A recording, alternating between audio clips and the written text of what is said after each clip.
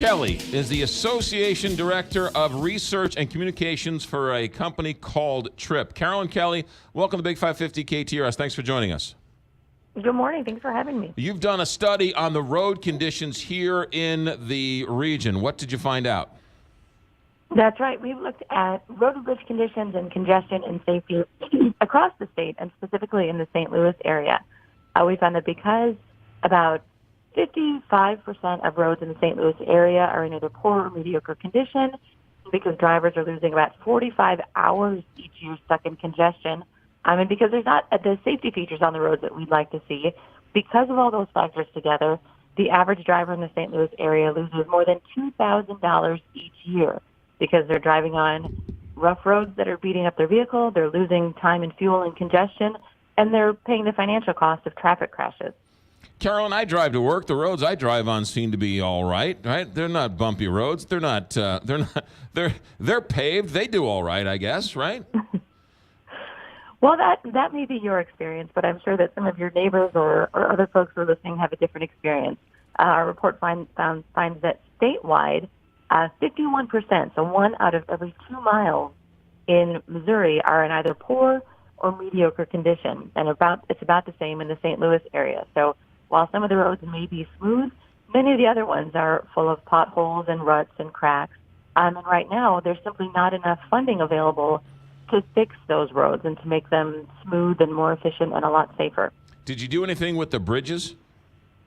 We've also looked at bridges, yes, in the area. Across the state in Missouri, 13% of bridges are structurally deficient. Now, that means that there is significant deterioration to some of the major components of the bridge. These are bridges that need significant repairs or even replacement. It's actually the 11th highest rate in the country. And just in the St. Louis area, there's more than 130 bridges in the area that are structurally deficient. Yeah, what's interesting is I've noticed the last 2 or 3 years or so of the parking lot structures. They seem to be they're not very old, these parking structures that I sort of frequent, but they're going under massive renovation because of all the concrete, cutting off and whatever else. If that's what's going on in parking garages, I can only imagine what's going on these bridges that are getting a lot more use. These bridges are, as you said, under increasing use because vehicle travel in the state has expanded. And many of these bridges are approaching the end of what we call their design life, which is typically about 50 years. And so as those bridges age, these repairs become a little more difficult and a lot more expensive.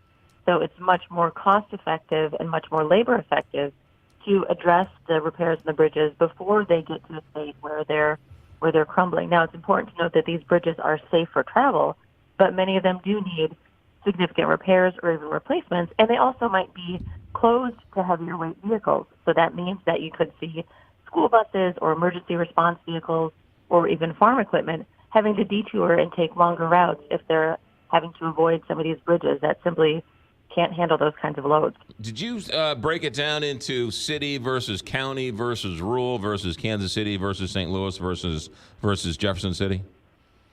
What we've done is we've got data for road and bridge conditions and congestion and safety statewide, and then we've also got those same figures for the state's 4 largest urban areas. So for Columbia and Jefferson City, for Kansas City, for St. Louis, and for Springfield.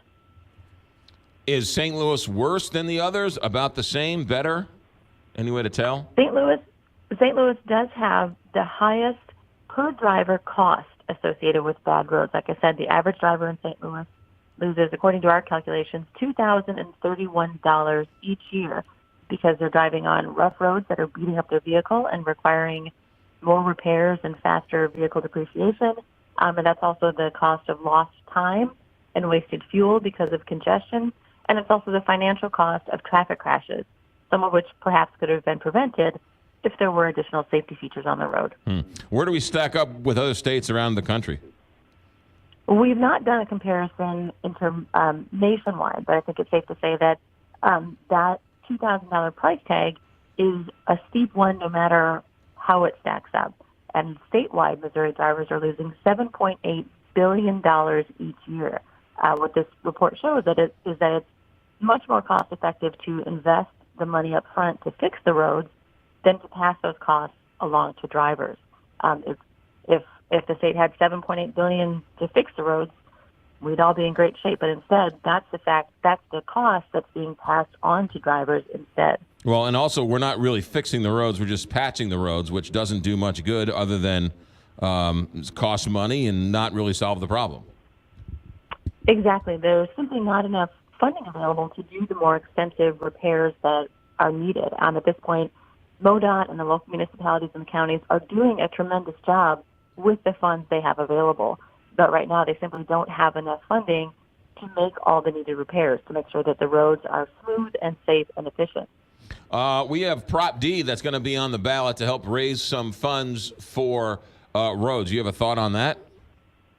TRIP as an organization doesn't take a position on the proposition. Our goal in releasing the report is to make sure that when the public and drivers and elected officials are asked to make these kinds of decisions, they've got all the information available. So we hope that our report can help to fill some of that information gap so that, like I said, drivers and the public and elected officials can make informed decisions when it comes time for them to decide what the best course of action is to fix their transportation system. Carolyn Kelly, where's the website where we can find out more about this study? The full report is up on our website at tripnet, TRIPNET.org. There's also lots of data there that's specific to the St. Louis area. Tripnet.org. Carolyn Kelly, thanks for joining us. Thank you. My pleasure. You got it. Director of Research and Communications for TRIP, tripnet.org.